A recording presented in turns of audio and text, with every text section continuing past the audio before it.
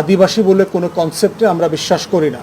বাঙালিরা ভিন দেশ থেকে এসে অস্ট্রেলিয়া নিউজিল্যান্ডের মতো ওই দেশের অরিজিনাল মানুষদেরকে খেদায়ে দিয়ে পার্বত্য চট্টগ্রাম দখল করে নাই। এটা এই দেশের অংশ। বাঙালিরা হাজার বছর থেকে এই বদ্বীপে বাস করছে। অতএব এই পুরো বদ্বীপের এই পুরো রাষ্ট্রের আদিবাসী হচ্ছে বাঙালিরা। যারা ওইখানে পাহাড়ি জনগোষ্ঠী আছেন তাদের বয়স এখানে 250 থেকে 400 বছর। তারা ত্রিপুরা থেকে আসছেন, কেউ মায়ানমার থেকে আসছেন, কেউ হচ্ছে কম্বোডিয়া থেকে আসছেন, কেউ হচ্ছে মঙ্গোলিয়ান ইনভেশন থেকে বাঁচার জন্য আসছেন এবং আপনারা নিরাপত্তা নিয়েছেন এখানে। অতএব 200-250 বছর থেকে যদি আপনারা মনে করেন আপনারা আদিবাসী হয়ে গেছেন এবং এই সকল জমির মালিকানা আপনাদেরকে বুঝাই দিতে হবে, আর এখানকার অরিজিনাল আদিবাসী যারা হাজার হাজার বছর থেকে এই দেশে আছে তারা জমির মালিকানা হতে পারে না, এটা কোনো ন্যায্য দাবি হতে পারে না।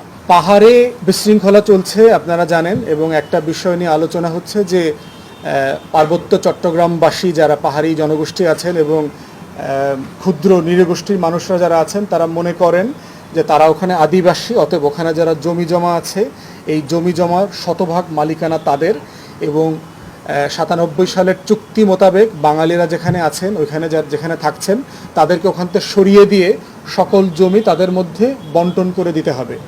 আমি নীতিগতভাবে আমাদের পজিশন হচ্ছে আদিবাসী বলে কোনো কনসেপ্টে আমরা বিশ্বাস করি না। আমরা সকল পার্বত্য চট্টগ্রামবাসীকে বাংলাদেশি নাগরিক মনে করি। সকল নাগরিকের ব্যাপারে আমরা ন্যায় কমিশনের দাবি তুলেছি। ন্যায় কমিশন বাঙালি, অবাঙালি এবং সকল জাতিগোষ্ঠী, শুধু চাকমা না এবং চাকমার একাংশ না, মারমা, খাসিয়া, সাঁওতাল যারাই আছেন সকল জাতিগোষ্ঠীর বঞ্চনা ক্ষোভ নিয়ে কথা শোনা দরকার। তাদের দরদ দিয়ে তাদের যে বঞ্চনার জায়গাগুলো আছে সেগুলো আমাদেরকে অ্যাড্রেস করতে হবে রাষ্ট্রের পক্ষ থেকে, এবং যে কাজগুলো করা দরকার, যে আন্তঃসম্প্রদায় সম্পর্ক নষ্ট যেন না হয়, সেই কাজগুলো আমরা এই সরকার একটা কমিশনের মাধ্যমে করবে বলে আমরা দাবি করছি এবং আশা করছি। টিএসসিতে ছাত্ররা যে ত্রাণ তহবিলের টাকা উঠিয়েছে সেটা নিয়ে কিছু বিতর্ক হচ্ছে। আমি ব্যক্তিগতভাবে মনে করি ছাত্রদের শুরুতেই টাকা পয়সা ত্রাণ সংগ্রহ না করলে ভালো হতো। এরা সবাই আমাদের এই ফ্যাসিবাদ বিরোধী আন্দোলনের সহযোদ্ধা, আমাদের প্রিয় অনুজ, যারা আমরা একসাথে কাঁধে কাঁধ মিলিয়ে লড়াই করেছি, সংগ্রাম করেছি লম্বা সময় ধরে। অতএব আমরা মনে করি যে আমাদের ভালোবাসা, আবেগের জায়গা যেমন আছে ছাত্রদের প্রতি এবং এই ছাত্র সমাজের নেতৃত্বের প্রতি আমরা অনভিজ্ঞতার কারণে হয়ে থাকুক অথবা অন্য কোনো কারণ হয়ে থাকুক, যে কোনো ভুল ত্রুটি হয়ে থাকলে আমরা মনে করি যে সেটা আমাদের সংশোধন করিয়ে দেবার একটা দায় আছে, যেভাবে অন্তর্বর্তীকালীন সরকারকে আমরা বলছি। তাই আমি ব্যক্তিগতভাবে মনে করি যে এই ত্রাণের দায়িত্ব, টাকা তোলার দায়িত্ব না নিলে ভালো হতো, কারণ এটা একটা বড় দায়িত্ব। এটার হিসাব নিকাশ রক্ষা করবার একটা দায়িত্ব আছে। তারপরে ত্রাণ সামগ্রী সংগ্রহ করে এটা ডিসপেন্স করা, এটা জায়গা মতো পৌঁছে দেওয়ার একটা বড় দায়িত্ব আছে। যেহেতু এটা একটা অসংগঠিত সংগঠন, এখানে কোনো অর্গানাইজড ফোর্স নাই, সেই ক্ষেত্রে এখানে কিছু ভুল বুঝাবুঝি হচ্ছে। তাই আমি এই নেতৃবৃন্দ যারা এটার সাথে জড়িত আছেন তাদেরকে অনুরোধ করব, ইমিডিয়েটলি টাকা পয়সা কি উঠেছে, কতটুকু আপনারা ইতিমধ্যে ব্যয় করেছেন বলে দাবি করেছেন।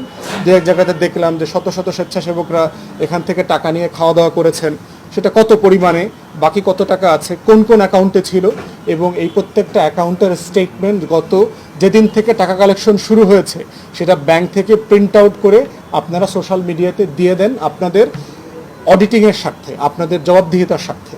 আর এটার মাধ্যমে আপনারা লেসন নেবেন। ভবিষ্যতে ত্রাণের কালেকশন করবার ক্ষেত্রে মাথায় রাখতে হবে কোথাও যেন ত্রাণের অপচয় না হয়। আমরা যে ছবিগুলো দেখেছি এটা যদি সত্য হয়ে থাকে এটা খুবই দুঃখজনক, এবং এটার একটা ব্যাখ্যা আপনাদের তরফ থেকে আসা দরকার। হিলট্র্যাক্সের চাকরির অভিজ্ঞতায় শান্তি চুক্তির সাথে জান ইব্রাহিমের সাথে আমি একসাথে কাজ করেছি। আমরা যাদেরকে নিয়ে এসে শান্তি চুক্তি করলাম তারা বরাবরই আমাদের পার্শ্ববর্তী রাষ্ট্র থেকে আসতেন। ওনাদেরকে সিকিউর করে বর্ডার থেকে এখানে এনে শান্তি চুক্তির জন্য বসাতে হতো, আবার ওনাদেরকে সেইভাবে বর্ডারের ওপার দিয়ে আসতে হতো। তাহলে আপনি বুঝতেই পারতেছেন যে আমাদের শান্তি চুক্তিটা নিয়ন্ত্রণ করেছিল কারা। এবং এই ঔপনিবেশিক যে বেসিক যে আমি বলবো ক্ষমতা ছিল, তারা কোনোদিনই চান নাই যে শান্তি চুক্তিটা সম্পূর্ণ এবং অল এনকাম্পাসিং হয়, যার কারণে পাহাড়ি অনেকগুলি গোষ্ঠীকে বাদ দিয়ে এবং বাঙালি যারা ওখানে ছিল তাদেরকে সম্পূর্ণভাবে নেগলেক্ট করে, সম্পূর্ণভাবে বাদ দিয়ে এই চুক্তিটা করা হয়, যার কারণে কিন্তু এটা আজ পর্যন্ত 100% ইমপ্লিমেন্ট করা সম্ভব হয়নি এবং হবেও না। আমি আমার দুই বন্ধুর সাথে একদম সাজির সাথে একেবারে একমত। যেই চুক্তিটা ডিভাইসিভ, সেই চুক্তিটা কোনোদিন অল ইনকাম্পাসিং হতে পারে না। সো অল ইনকাম্পাসিং যদি না হয়, তাহলে এই চুক্তিটা বাঙালিদের কোনো অধিকারই দেয় নাই। 300, 400, 500, 1000 বছর যাবত তারা ওখানে ছিলেন, আছেন, কিন্তু ওনাদের কোনো জমি আর কেনার সক্ষমতা নাই, কোনো কাজকর্ম করার সক্ষমতা নাই। ওখানে কোনো সরকারি চাকরিতে ওনারা ঠিক মতো কাজ করতে পারবেন না, কেরানির চাকরি, পিয়নের চাকরি পর্যন্ত ওদেরকে ওরা করতে পারবেন না। একই দেশে দুই ধরনের নিয়ম কিন্তু চলতে পারে না, এবং এখানে সেটাই হয়েছে। এবং যার কারণে দেশের এই বারবার কিন্তু একই প্রবলেম চলে আসতেছে। এই যে আজকে আমরা বলছি বৈষম্য বিরোধী আন্দোলন চলছে, এইটা কিন্তু বৈষম্য বিরোধী বিরাট বড় একটা আন্দোলন ওখানেও হওয়া উচিত ছিল। কিন্তু বাঙালি সেটলার্স বা বাঙালি যারা, ওরা সেটলার্স বলে বা আমরা বলি যারা বাঙালি ভাষাভাষী, ওনাদেরকে কিন্তু এই গত 54 বছর, এই আপনার 97 সালে এটা এগ্রিমেন্টটা হলো, তারপরের থেকে তারা যে কি নির্যাতনের শিকার হয়েছে এটা আমরা দেখেছি। তাদেরকে আমরা গৃহবন্দী করে রেখেছি, তাদেরকে একটা বেড়াজালের মধ্যে, একটা ফেন্সিং এর মধ্যে আটকে রেখেছি। তারা বাজার করতে পারে না, তারা চাষাবাস করতে পারে নাই এত বছর। তারা কি নিপীড়ন করছে আমরা একজন বাঙালিরা বলেছি? আমাদের সো কল্ড ইন্টেলেকচুয়ালসরা যেখানে বসে বসে বড় লেকচার দেন এখন, ওনারা কি গিয়েছিলেন? একজন দুজনকে নিয়ে গিয়েছিলাম, হেলিকপ্টারে ঘুরিয়ে দেখিয়েছিলাম, মুখ বন্ধ হয়ে গেছে আসার পরে, একেবারে মুখ বন্ধ, চুপ। ওনারা একটা কথা এরপর বলেন নাই, নাম বললাম না। আপনারা জানেন সবাই, আমার সাংবাদিক বন্ধুরা, এই এখন বাঙালিদেরও অধিকারের সময়। তারা হত্যা করেছে, বাঙালি করেছে, হত্যা করেছে, এটা পলিটিক্যাল হতে পারে, সেটাকে উস্কানি দিয়েছে কিন্তু আরেক পলিটিক্যাল লোক, যারা চাচ্ছে দেশটাকে এখন অস্থিতিশীল করতে, আমাদের নতুন নবীন সরকারকে কিভাবে আর বিব্রত করা যায় সেটা। এবং সাথে সাথে দেখেন এই একটা ছোট্ট একটা ঘরোয়া বা ছোট্ট একটা এটাকে ইনসিডেন্টকে তারা কত বড় ফ্লেয়ার আপ করেছে। এখন এটা ন্যাশনাল ইন্টারন্যাশনালের একটা ব্যাপার হয়ে দাঁড়িয়েছে। তা আমি আপনাদেরকে অনুরোধ করব, যারা আমাদের মিডিয়া আছেন, please go to the ground. এখানে বসে শোনা কথার মধ্যে যায়েন না। আপনাদের সবাই ওখানে, আপনাদের ওটা আছে, আপনাদের স্টাফরা আছে, ওনারা ওখান থেকে বলুক আপনাকে কি হয়েছে অ্যাকচুয়ালি। দেখেন আস্তে আস্তে কিন্তু সত্য কথা বেরিয়ে আসছে, এবং সত্য কথা বেরিয়ে আসবে। কমিশন হলে আরও অনেক কথা বেরিয়ে আসবে। আমাদের ইন্টেলিজেন্স অর্গানাইজেশনের হলো টোটাল ফেলিয়ার, আমাদের প্রশাসনের টোটাল ফেলিয়ার। এত দূর গড়াবে কেন? ওখানে সেনা ছাউনি আছে, ওখানে ডিসির অফিস আছে, ওখানে টিএনওর অফিস আছে, ওখানে চেয়ারম্যান আছে, সব কিছু আছে, কি নাই ওখানে? But people failed. এই ফেলের দায় কার কার, তাদের সবাইকে নিতে হবে। বসে শুধু এখানে এয়ার কন্ডিশন রুমে বসে থাকলে চলবে না। Let them take the responsibility for this incident also. জবাবদিহিতা করতে হবে, জবাবদিহি করতে হবে, জবাবদিহি করাইতে হবে, না হলে পরে। আমি আর বেশি কথা বলতে চাই না, ধন্যবাদ। আর কথা বলুন।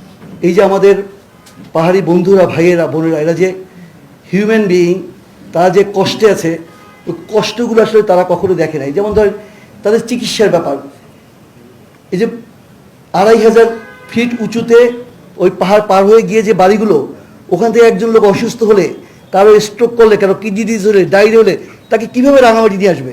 এটা কি ইম্পসিবল? এটা ওখানে হাসপাতাল থাকবে না।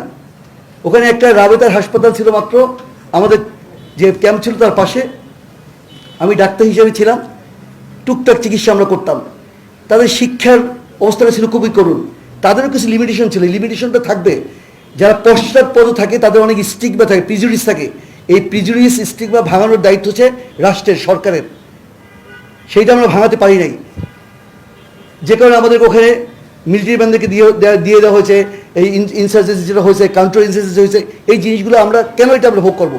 এই জন্য ভোগ করেছে যে তাদের যেটা প্রাপ্য, কেন একটা পার্টিকুলার জায়গায় আমাদের এই ভাইয়েরা থাকবেন। আমরা যদি ওই হিল ট্র্যাক্সে যেতে পারি, আমাদের লোক যদি ওখানে থাকতে পারে, তারা কেন দিনাজপুরে থাকবে না? তারা কেন সাতক্ষীরায় থাকবে না? এই জিনিসগুলো এমনিকে তো থাকে, আমাদের ক্ষেত্রে থাকে না। এই দায় দায়িত্বটা তো সরকারের, আমাদের। আমরা সেটা নিতে পারি নাই, সরকার সেখানে ব্যর্থ, রাষ্ট্র ব্যর্থ। কাজে আজকে যে অশান্ত পরিবেশ, এটাকে শান্ত করার দায়িত্ব বর্তমান অন্তর্বর্তীকালীন যে সরকার রয়েছে তাদের।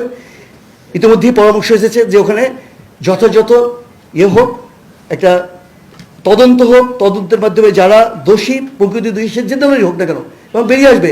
এই তথ্য প্রযুক্তির যুগে আপনি যে চিন্তাটা করেন এখন, আমি আপনার চোখের দিক তাকিয়ে বলতে পারবো যে আপনি কি চিন্তা করছেন, সেখানে কারা দোষী কারা দোষী না, এটা বাইর করা কোনো কষ্টের বিষয় না। এবং আমরা এবি পার্টির পক্ষ থেকে এখন 144 ধারা চলছে রাঙামাটি এবং খাগড়াছড়িতে, যখন এইগুলো উঠে যাবে আমরা সেখানে যাব, এই ব্যক্তিদের সাথে কথা বলবো, এবং আমরা এই আহত যারা আছে তাদেরকে চিকিৎসা দেওয়ার জন্য তাদের কাছে যাব ইনশাল্লাহ আমাদের এই পার্টির পক্ষ থেকে। এবং আপনাদের সকলকে ধন্যবাদ জানাচ্ছি যে আপনারা, আমরা যখনই ডাকি আপনারা আসেন, আপনাদের মাধ্যমে আমাদের এই কথাগুলো সাধারণ মানুষের কাছে চলে যায়। সকলকে ধন্যবাদ জানিয়ে আজকে আমাদের এই ব্রিফিং এখানে শেষ করছি। প্রশ্ন থাকলে আমাদের যুগ্ম সদস্য হতে প্রস্তুত।